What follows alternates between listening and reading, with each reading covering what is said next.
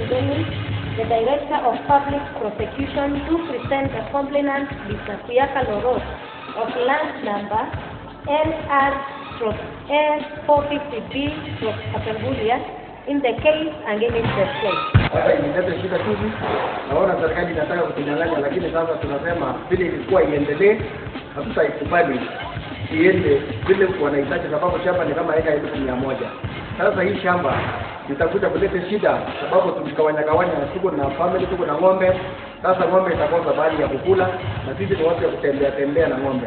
They take away the shamba from him. So I say it is not good according to what they are saying. That the Saboat Defense Forces and other cattle rustlers have been trained there. And three, it is not in order for you to have thousands of acres, police others don't have any. And therefore, the land has been taken, it is a public land. That difference 18018 na Kongo na state. Hiyo shida mwisho nayo madam ni kwamba niko na plot ya sketa hiyo kwa Kongo. Ndio pale ndio nimejenga nyumba yangu ya mawe na ndio ng'ombe na niliza pale hiyo grazing. Obviously nilikuwa nimechukua hiyo title na kutoka pesa kwa benki nikajenga hotel moja kubwa huko Nairobi. Sasa wanasema hiyo land kamanisho ya jirani yangu sababu kote waweka kitu na hapo eka. Na sasa nayo banki hiyo loan nilikuwa nimechukua, nao wanasema hiyo hoteli uzwe sababu sasa sina title ya hoteli na sina title ya land. Bila uliza mnisaidie. The case of this poor man is very intimidating for him to add the plot he has to his neighbors who are enemies. From section 1, to perfect the minimum and the maximum land holding acreage in respect of private land. Your case has been dismissed. Joy Akini wished to ask this court to give me an induction to stop my husband and my family from harassment as a result of an abortion that I procured, because I feel that it is constitutionally right for me to do so. I am Dr. Ole Sakina, the personal doctor of Joy Akini. It is me, Dangonesta, and we prescribe that pregnancy be terminated due to all the conditions, even in accordance to the law, it is allowed. And where did you learn this job, you are saying? This one I have inherited from my grandfather, who was a traditional company. Uko na experience here, how long? It's now 20 years practicing this thing, even without any just to assist. I am around in the village. The herbalists have now started to go internationally. If this persists, we are going to sentence that husband to life sentence.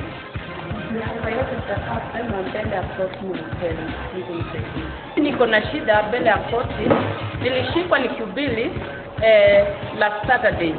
Sasa nimekuja mbele ya koti wanisaidie. Juu vyombo zangu zimechukuliwa na hata watu wangu tunaofanya kazi pamoja wamechukuliwa. Na hii inatumiza sana kwa sababu kazi ya Mungu imesimama. The state shall not discriminate directly or indirectly against any person or on any ground. So she can be given back her things and her people to be released. People can, which is the rest, if you are taking a bus with 52 passengers and you come across one person who is passing reckless on the road, would you protect the 52 or would you protect the one? And you have to see immediately. My Lord, it is my constitutional right to answer this question. The public nuisance you have brought here to the court is the public nuisance you had there outside. And it was detrimental to the general public. And therefore, you have committed an offense.